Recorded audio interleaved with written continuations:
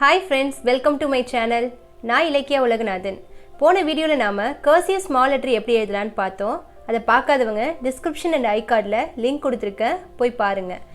சேனலை சப்ஸ்கிரைப் பண்ணாதவங்க கீழே இருக்கிற ரெட் கலர் சப்ஸ்கிரைப் பட்டனை கிளிக் பண்ணிட்டு அந்த பெல் ஐகானையும் கிளிக் பண்ணுங்க.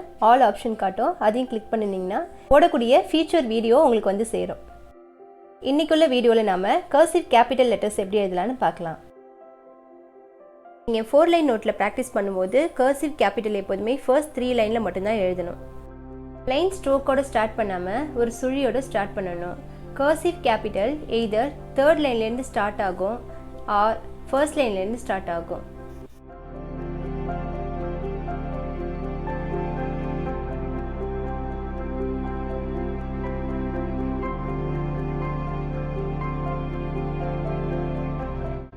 கர்சிவ் லெட்டர்ஸ் பார்த்துட்டு இருக்கோம். இது பெரியவங்க பார்த்த உடனே எழுத முடியும், ஆனால் சின்ன பசங்களால் இது உடனே எழுத முடியாது. அவங்களுக்கு கொஞ்சம் கஷ்டமாக இருக்கும்.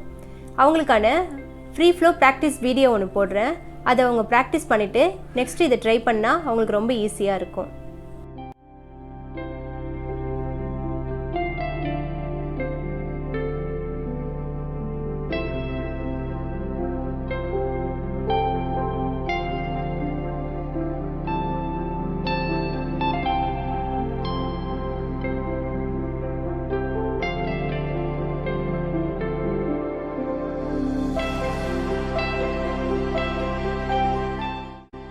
கேபிட்டல் லெட்டர்ஸ் பொறுத்த வரைக்கும் உங்களுக்கு நிறைய லெட்டர்ஸ் சிமிலராக இருக்கும். ஸோ உங்களுக்கு ஞாபகம் வச்சுக்கிறதுக்கு ரொம்ப ஈஸியாக இருக்கும். பி மாதிரி டி இருக்கும், சி மாதிரி இ இருக்கும், எஃப் மாதிரி டி இருக்கும், ஐ மாதிரி ஜே இருக்கும், எல் மாதிரி ஜி இருக்கும், ஓ மாதிரி கியூ இருக்கும், பி மாதிரி ஆர் இருக்கும், வி மாதிரி டபிள்யூ இருக்கும்.